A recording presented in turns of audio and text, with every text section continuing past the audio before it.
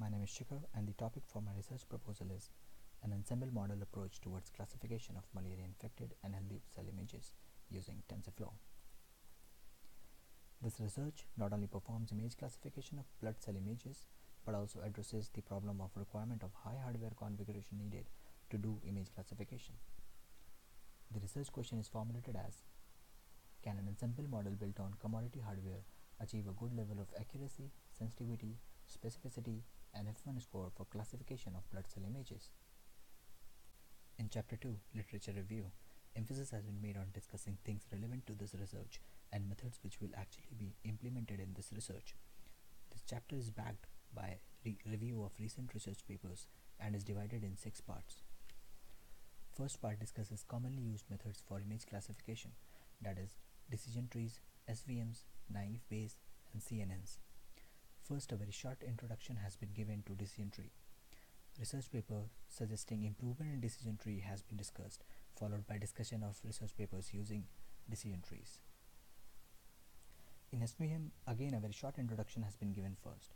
Papers mentioning SVM as one of the best for classification of remotely sensed images have also been cited. Then a paper is discussed in which advanced SVM models have been used.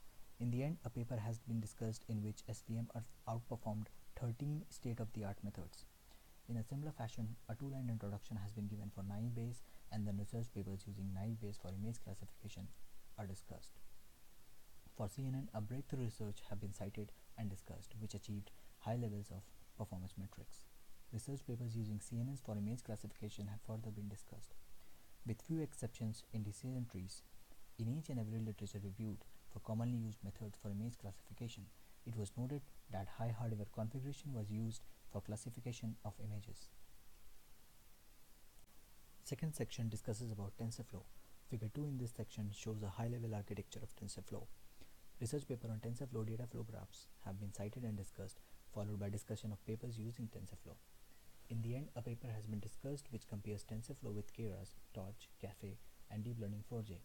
Third section is about using Keras with TensorFlow in the backend. Research paper stating flexibility of Keras to be used on multiple frameworks in the backend has been cited, followed by discussion of research papers using Keras with TensorFlow. Fourth section focuses on data augmentation, where first a very short introduction is given, followed by discussion of a research paper on data warping in data space and synthetic oversampling in feature space. In fifth section, discussion is made on backpropagation, and research papers where backpropagation is used are discussed and cited. While doing literature review, it was noted that for most of the research papers reviewed, high hardware configuration was used, which relates back to our research question. Chapter 3 Methodology describes how dataset was collected and steps which will be followed in coming weeks to complete this research project. Different size good quality images of malaria infected and healthy cells were downloaded from Kaggle.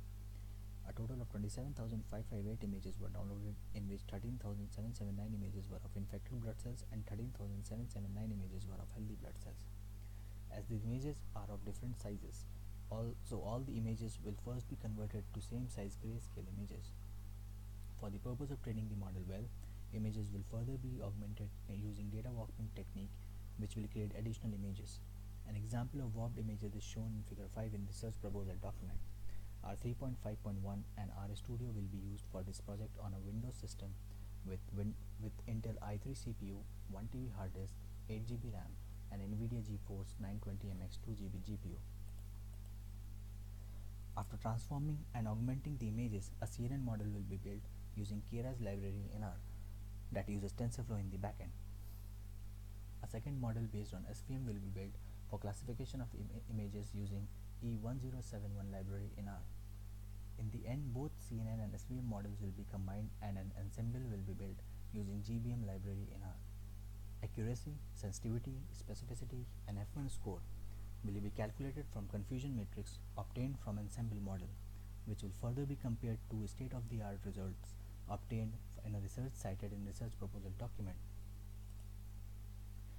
In the end, this is the project plan which I intend to follow to bring the research project to completion by the end of week 20, where week 1 starts from 1st of February 2019. This marks the end of my presentation. Thank you.